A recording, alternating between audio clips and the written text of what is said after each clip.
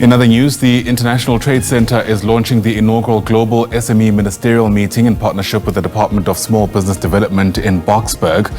This meeting will serve as a platform for countries to collaborate on strategies for fostering SME growth and addressing challenges hindering their potential. Liabo Setho has more from Boksburg. Thank you very much. There are currently very rich conversations happening here at the Startup 20 meeting held in Boksburg at the Birchwood Hotel. Among those conversations is around funding. This is one of the big problems that we know that entrepreneurs and small and medium enterprises suffer and continue to have a problem with. Currently, there is a panel discussion that has been happening that's quite fascinating, talking about the creation and sustainability as well as supporting of venture capital in emerging economies such as South Africa, and how that lacks because governments often do not have deep enough pockets to be able to sustain that. Another speaker is talking about the need to regulate and support crowdfunding. Let the people be the one that support and fund businesses. These are some of the conversations that are happening. Very insightful. Entrepreneurs are seated and really being attentive to the solutions that can be there. But I do have with me Julia Marsan, who's one of the participants here, and she had also a very interesting conversation yesterday and a presentation about the SME world as well as and how it can thrive in the developing economies. Julia, thank you so much for your time and thank you for joining us on SABC News. Firstly, perhaps just to get your thoughts about these two points that I just made about venture capital as well as crowdfunding and how they lack support and how they actually could be this solution that we need for entrepreneurs to be able to fund their ideas and take them to market. What do you think about this? Thank you very much for having me. It's a great pleasure to be here, and I'm very excited to be in South Africa for the first in-person meeting of Startup 20 in 2025. So we've discussed indeed about financing and venture capital. As you know, every entrepreneur in the world wants access to capital, and this is particularly true for emerging markets like South Africa, because entrepreneurs here are struggling a little bit more to get access to financing. So this is why this is something we discussed. What we also discussed is that venture capital is very much concentrated on the African continent. There are 4 countries, often referred to as the Big Four in Africa, that are basically getting almost 50% of VCs, and these are South Africa, Nigeria, Kenya, and Egypt. But what about the rest of the continent? So together, we need to think about solutions to make sure that funding goes, to different geographies, but also within the same countries.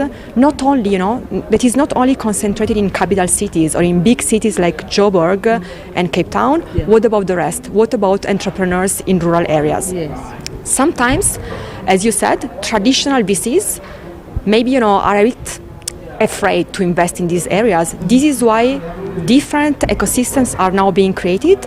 Impact investors that are looking at underprivileged communities and they want to invest in these communities, but also other type of financing, blended financing, collaboration between financing governmental agencies and the private sector. So there's a lot of innovation in the financing sector itself. Yeah. Let me also add that this presidency of G20 this year is historic because it's the first time that the G20 is coming to South Africa and the African continent. So one of the key objectives of this year's presidency is to put the development of Africa at the center of the global conversation about, economic development through the G20. Yeah. And what we are doing today and yesterday via Startup 20, it is so important because creating entrepreneurship opportunity in Africa is part of the solution. By creating innovation and entrepreneurship opportunities, we can shift away from the traditional aid model to an investment model that is really bringing growth to the African continent and the rest of the world. Because let's remember that Africa is the youngest continent on the planet, so it will be an engine for global growth that will benefit everybody on this planet. Yeah. I'd like to hear your thoughts more about Selebogo Molefe. I know him from him starting a crowdfunding platform to fund entrepreneurs. Unfortunately, at some point it ran out of money. right? And it's in liquidation as we speak. Those kind of creative ways in which entrepreneurs can be funded, in what way can we ensure that we don't have another one that is in liquidation? Is there enough knowledge in the world about using the crowdfunding platform to get the world to fund ideas? I think this is where, this grouping, or let's say more in general, international collaboration can really be part of the solution.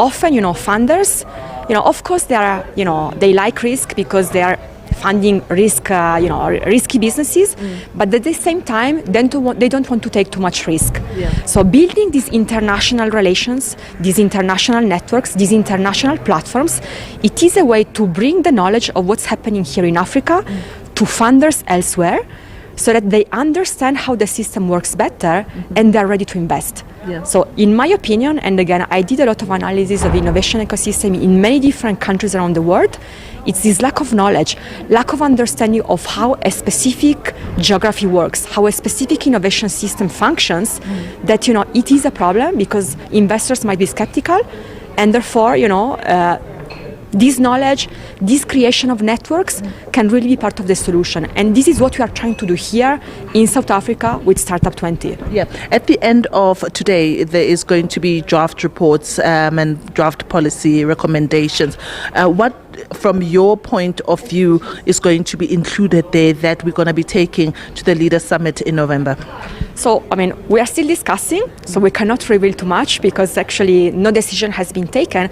But for sure, what I just told you now, a financing solution will be part of the conversation because it is so critical. And it is especially critical, as I was saying before, for the African continent, for South Africa, but with a longer term also for the rest of the world. Because we need Africa to be, one of the key engines for global growth in the years to come. It is the youngest continent on the planet, so lots of entrepreneurs will come from here. Thank you so much, Julia, for your time. I've been speaking to Julia Marsan, and she is one of the participants here. She was quite instrumental. Also, yesterday she presented a paper on how Africa can really take advantage of its geography, and also to make sure that the SME and startup community are also developed. Currently, most of the participants are in breakaway rooms, and those are closed, so we are not able to even listen in. But we're going to go back inside to listen to the experiences of entrepreneurs themselves, because at the end of the day, that's what matters more. We can talk about policy, we can talk about support, we can talk about government, but at the end of the day, it is the experience of the same entrepreneurs, the same startup community that will tell you this is what we're seeing on the ground, and that matters more, because then policymakers are able to hear from the horse's mouths and they're able to do something about it. But we're going to be speaking to more people in the next coming hours, and with that, it's back to you in studio.